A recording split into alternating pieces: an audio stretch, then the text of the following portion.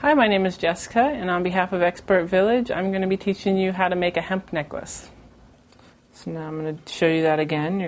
We're going to switch sides. So you're going to do the left string now. You're going to bring it behind the two middle strings. You're going to take your right string and bring it under. You're going to put it through the hole.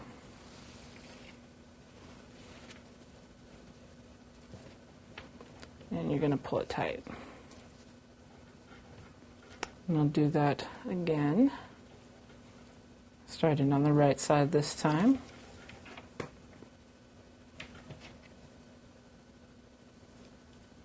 And you can see how fast this is going. We've already got quite a bit done of our necklace. Because it's so thick, we're already, a couple of centimeters in. And that's the nice thing about working with the big hemp, is that it's going to go really fast.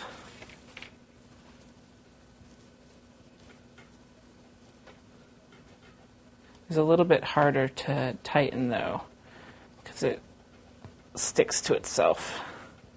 So you want to make sure that you get that as tight as possible.